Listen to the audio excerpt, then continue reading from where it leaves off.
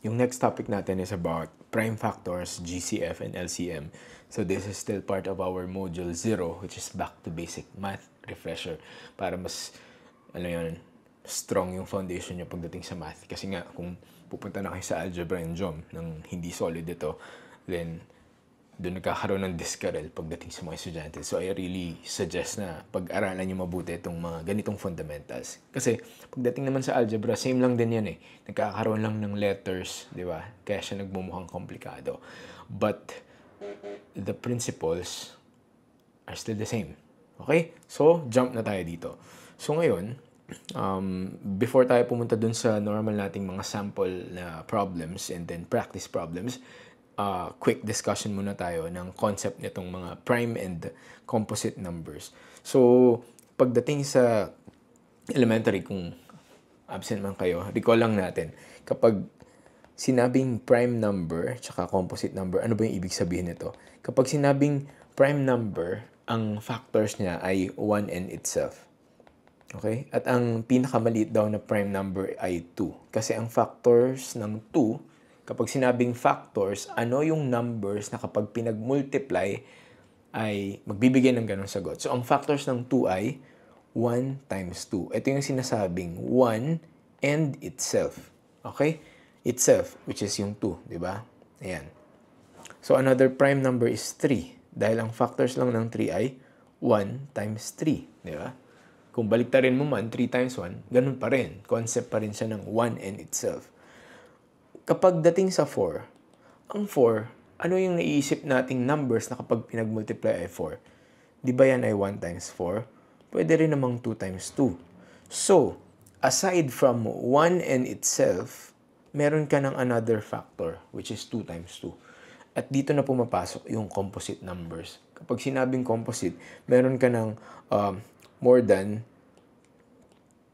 2 factors. Okay? Hindi na lang 1 and itself. And by the way, ang sabi sa school, Sir, ang number 1 ba, is it considered a prime number?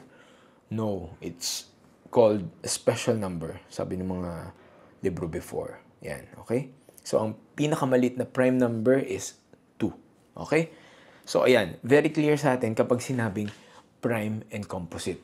Ngayon, bakit natin inintindi yan? Kasi, dapat, gets natin yung definition kapag ginamit na natin yan sa concept ng prime factors. So, kapag sinabing prime factors, dapat yung mga numbers, yung mga factors are prime numbers. Okay? So, one way to come up with the prime factors ay yung tinatawag na factor tree. Ito yung pinakamadaling method para mag-come up kayo with the prime factors. So, straight to example na tayo. Let's say, for example, 12. Pinapahanap sa inyo yung prime factors. Ang pwede natin gamitin is yung concept ng factor tree. So, isip lang kayo ng dalawang numbers na kapag pinag-multiply ay 12. So, madali lang yan. May isip nyo is, let's say, for example, 2 times 6. Ngayon, question. Ang 2 ba ay prime number na? So, balikan nyo yung diniscuss natin kanina lang na definition ng prime and composite number. Ang 2 is a prime number already, right? So, okay, bilugan ko na siya. Wait, nabura. Yan. Okay? Ngayon, ang 6. Ang 6, hindi pa yan prime number. Kasi, meron pa siyang ibang factors. Tama? So, ang gagawan ko ulit siya ng ganyan pa, ng branch, para mahanap ko ano ba yung prime factors niya. Ang 6 ay, pwede ang 2 times 3. Okay? Now, isipin mo, ang 2 ay prime? Yes. Bilugan ko. Ang 3 prime? Yes. Bilugan ko. So, ibig sabihin, ang prime factors ng 12 ay 2 times 2 times 3. Okay? Ganun lang kasimple. Okay? So, clear sa atin ang concept ng factor tree. Let's give one more example. Let's say, ano ba maganda? 48. Okay, yan. So, ang 48, anong unang pwedeng pumasok sa isip mo? Pwedeng 2 times 24, pwedeng 8 times 6, di ba? Common sa multiplication table. Ang 8, ang 8 hindi pa yan prime. So, iisipan nyo pa ulit. Ano ba ang 8? 2 times 4. Okay. Ang 2 prime na, sir. Yes. Bilugan ko. Ang 4, hindi pa. 2 times 2 yan. Okay? Prime, prime. So, tapos na. Doon tayo sa 6. Ano ang 6? 2 times 3. Prime, prime. Okay? So ngayon, ang prime factors ng 48 ay 1, 2, 3, 4. Apat na 2. 1, 2, 3, 4 times isang 3. Ayun. So pag check mo yan, 2 times 2 is 4, times 2, 8, times 2, 16, times 3, 48. Okay? So yan yung concept ng factor 3. Okay? Now, let's move on dun sa mismong mga examples natin. Pero isasama na natin yung paghahanap ng greatest common factor and least common multiple. Okay? So, ito yung isang common topic din na gulong-gulo yung mga estudyante. Kaya pagdating sa fractions, paghahanap ng LCD, paghahanap ng lowest term, litong-lito kayo. Kasi hindi nyo alam saan ba nanggaling yung GCF, saan nanggaling yung LCM, na ginagamit lang din sa LCD, and then yung concept ng GCF ginagamit sa concept ng lowest term. Okay?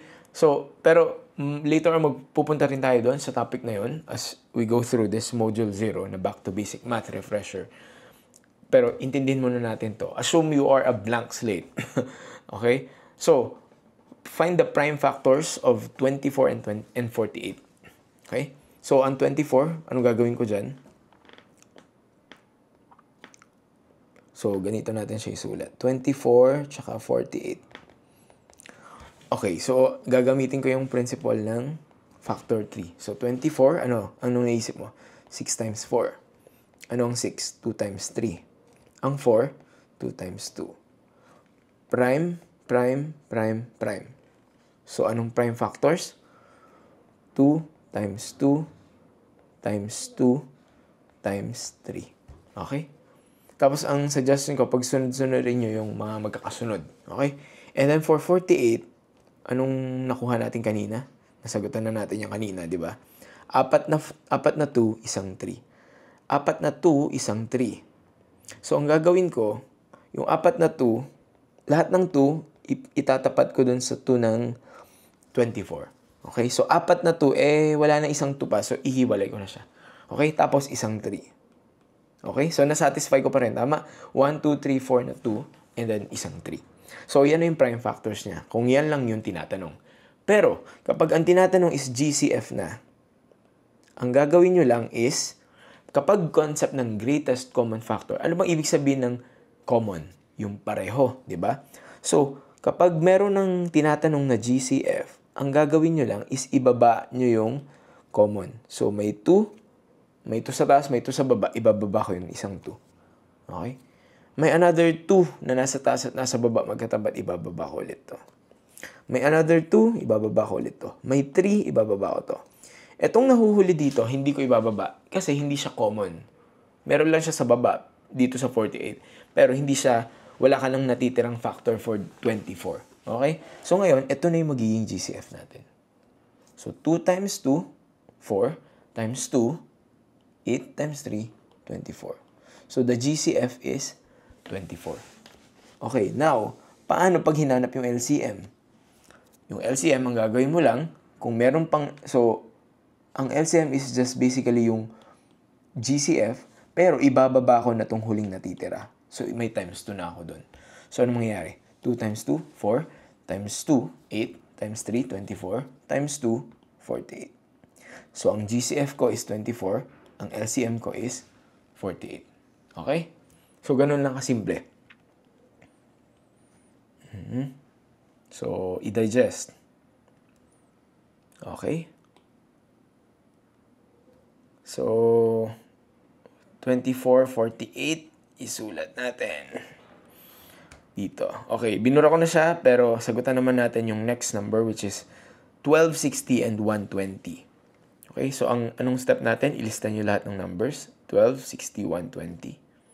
Tapos isusulat natin ang prime factors. So, intentionally, ganun yung ginawa kong direction para simulan nyo talaga siya sa paghahanap ng prime factors. Okay? Pero, sa mga exams, sa entrance test, kapag hinahanap is GCF na agad, dadaan pa rin naman kayo sa prime factors. Okay? Para mas maintindihan nyo siya. So, gawin natin to. Sa 12, anong prime factors ng 12 natin? 2 times 6. Ang 6 ay 2 times 3. So, ano siya? 2 times 2 times 3. Tama? 2 times 2 times 3. Next, ang 60. Ang 60 ay 12 times 5. Tama ba? Di ba itong 12? Ito na yan. So, copyhin ko na lang. Tapos, dadagdagan ko na lang ng times 5. Okay? So, 2 times 2, 4 times 3, 12 times 5, 60. Next, ano ang 120? Ang 120, 60 times 2 lang yan. Tama? So, di copyhin ko lang yung sa 60. 2 times 3 times, 2 times 2 times 3 times 5. Na ita-times ko pa sa isang 2 pa. Okay? Very straightforward. Anong concept ng GCF? Ibababa ko daw lahat, sabi ni sir. Yung common. Common ha? Common. So, 2. So, lahat yung tatlong numbers yan, may 2. Lahat sila may 2 ulit, baba ko ulit. May 3 lahat, baba ko yung isang 3. Etong 5, may ibababa akong 5. Wala or meron? Dalawa lang yung meron, di ba? Dapat 3, kasi nga tatlong numbers yan. So, hindi. Yung 2, meron ba? Wala. Wala na siyang katerno. So, ang magiging GCF ko lang is 2 times 2 times 3, which is 12. Okay? Next, anong LCM? Anong sabi ni sir? Kapag LCM, ibaba ko na lahat. So, kahit wala nang kapartner yan. So, isang 5, isang 2. So, 2 times 2, 4, times 3 is 12, times 5, 60, times 2, 120. Ayun. Okay? Clear sa atin? So, 12 and 120 ang GCF and LCM. Okay? Next. Wala lang tayo masyadong space kaya burahin na natin. Dito ko na nga lang ilagay. Okay. Next. 25, 15, tsaka 75. Okay. Sa 25, anong prime factors ng 25? 5 times 5. Yun na yun. Tama? 5 times 5. Next. Ang 15. 5 times 3. Prime na rin ang 5 tsaka 3. So, yun na yun. So, 5 times 3. Tignan nyo yung pagkaka-align ha. Hindi ko siya ilalagay sa ilalim ng 5 kasi 3 siya. In the event na merong another 3, doon ko lang siya itatapat. 75. Anong 75? Ang 75 ay 15 times 3. Tama ba?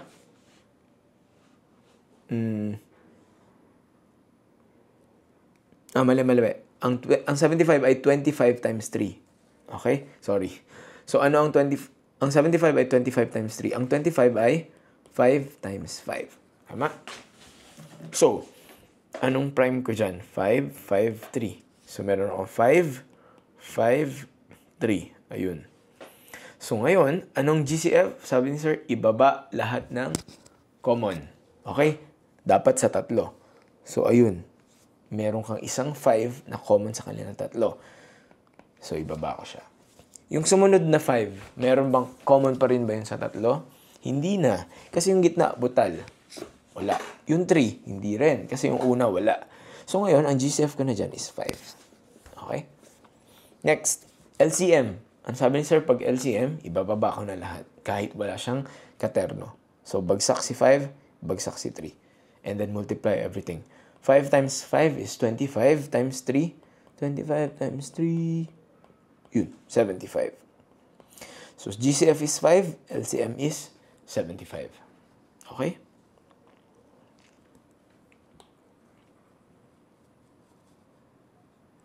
Next. 32, 4, 12, tsaka 7. Ba? Medyo kakaiba to. Okay, 4. So, 32 muna tayo. Ang 32, pag prime factors ko yan, ano isip nyo? 4 times 8, tama? Ang 4, 2 times 2. Ang 8, 4 times 2 yan. Tapos yung 4, may 2 times 2 ka pa. So, ilang 2 yan? 1, 2, 3, 4, 5. So, 1, 2, 3, 4, 5. Okay? Ang 4, anong prime factors ng 4? 2 times 2. So, 2 times 2. Tapat. Ang 12, 4 times 3. So, ang 4 ay 2 times 2. Tama? So, meron kang 2, 2, 3. Okay? So, 2, 2, dito ko ilalagay yung 3. Kasi wala akong kaparehong 3 dyan. Ilagay ko dun sa dulo. Next, ang 7. Ang 7, anong factors yan? 1 times 7 lang yan, di ba? So, isusulat ko yung 7 dito na sa dulo. So, kung mapapansin nyo, hindi na natin sinusulat yung 1 times something. Kasi nga, 1 is just 1. So, ganyan na siya. So, ngayon, ano sa tingin nyo ang magiging greatest common factor nito? Sa tingin nyo ba, ito, meron kang 2, may 2, may 2. Pero yung 7, common factor ba yun? Wala. So, ito ay walang GCF. So, possible yun. Wala silang common factor. Okay? Pero, may LCM kaya sila? Yes, meron. Kasi ang sabi ko sa inyo sa LCM, ibabagsak mo na lahat. So, bagsak ko to, 2, 2, may 2 ulit, may 2 ulit, tapos may 3, and then may 7. So, 2 times 2 is 4, times 2, 8, times 2, 16, times 2, 16 times 2, ilan yun? 32. Ilan na yan? 32 times 3. So, 32 times 3 is 96 times 7. O, ilan to? 42. 9 times 7 is 63 plus 4, 672. Okay? So, anong LCM ng 32, 4, 12, and 7? 672. Pag tinignan mo yung numbers, parang napakasimple lang. 32, 4, 12, and 7. Pero, wala pala siyang GCF. And ang LCM pala niya is pagkalaki-laking number, which is a 672. Okay? So now, jump tayo dito sa practice. And then, you can try answering this 4 problems. Okay? It's your turn. So, you can pause the video habang sinasagutan.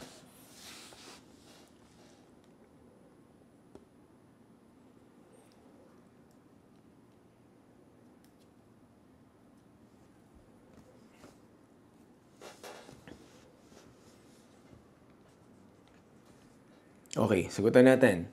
So, ang 49 and 119.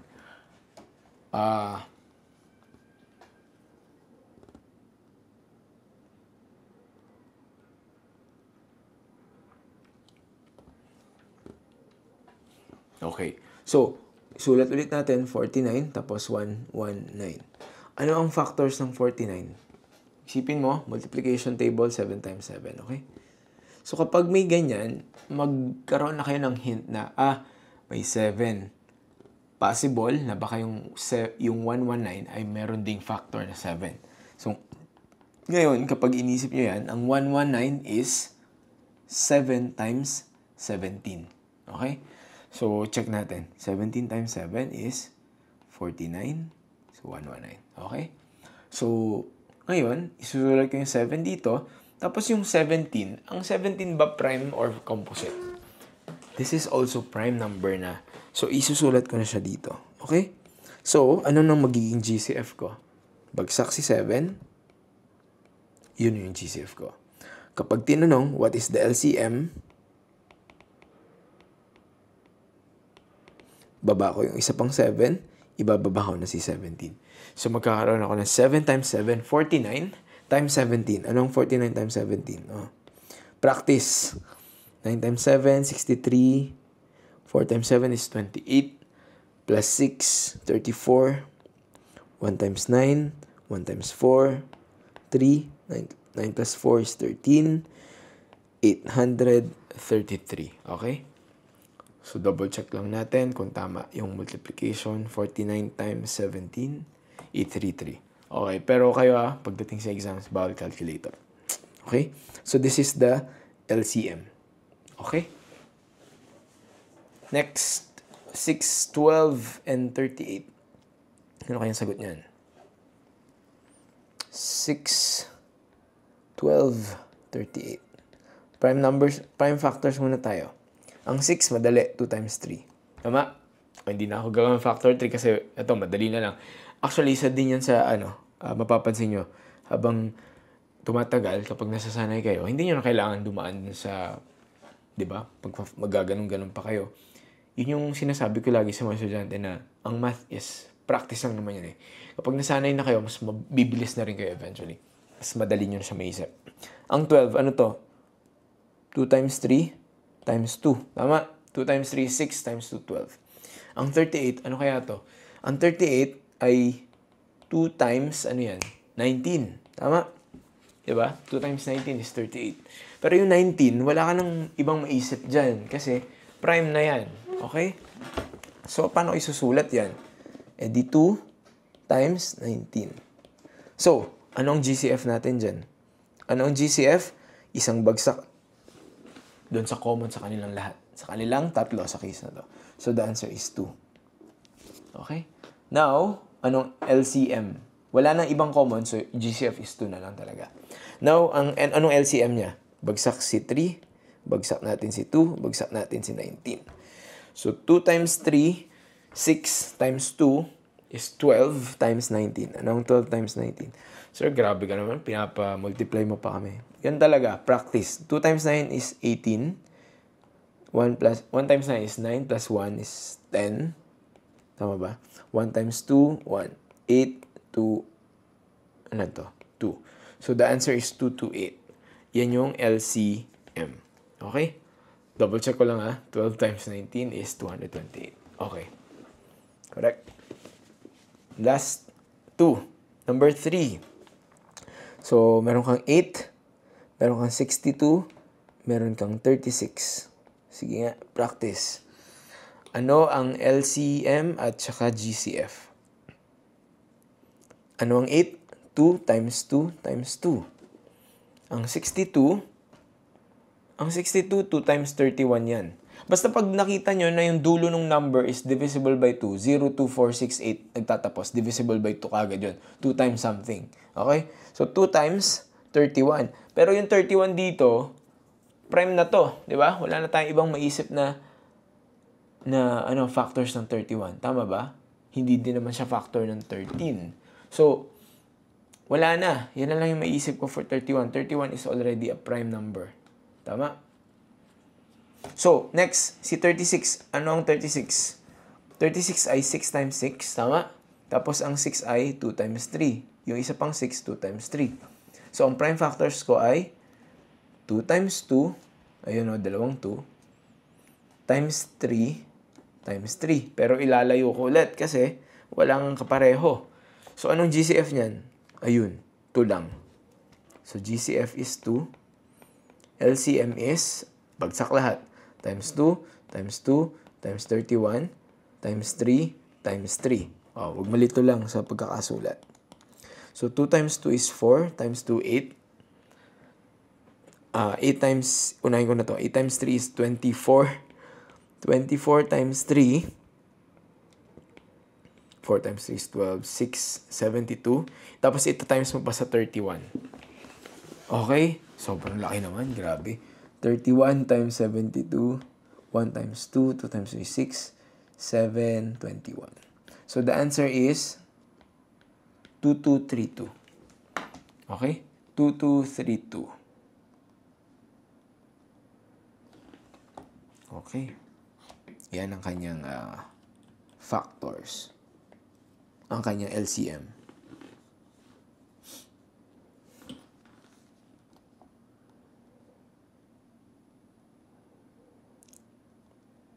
Double check natin.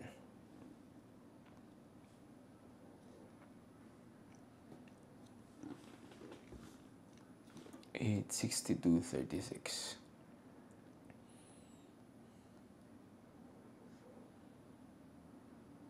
Okay. Nakuha nyo rin ba ang 2232? Okay.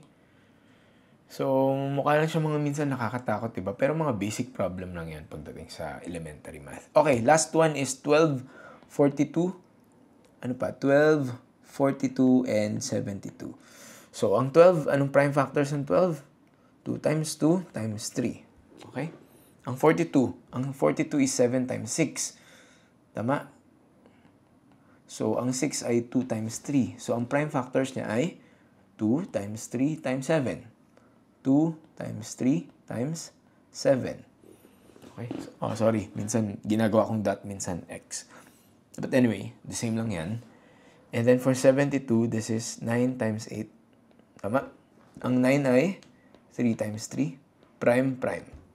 Ang 8 ay 4 times 2. Ang 4 ay 2 times 2. Prime, prime, prime. Okay, so ilan yan? Tatlong 2. Okay? So 1, 2, 3. Dito ko na nilabas ko na kasi wala nang ibang 2 pwedeng pagtapatan. Tapos dalawang 3. O may isang 3 doon. Tapos isa ka pang 3 dito sa labas. Okay? So anong magiging GCF natin? Ayun, merong tatlo na 2. So isa lang ang equivalent nun. And then, may tatlong 3. So, isa lang equivalent na. So, ang GCF nito ay, yan na yan. 2 times 3, which is 6. Pag LCM, ibababa na natin lahat. May 2, may 7, may 2, may 3. So, 2 times 2 is 4. Times 3 is 12. Times 7, what's 12 times 7? 14. 84. Times 2. Anong 84 times 2? 168. Okay. Times 3. Ano ang 168 times 3? 8 times 3 is 24. 6 times 3 is 18, 19, 20. 3, 4, 5. 504. So, the LCM is 504. Okay? So, make sure na napalabas nyo rin yon. Okay? So, double check lang natin. 72. Should be 504. Okay, correct. Okay?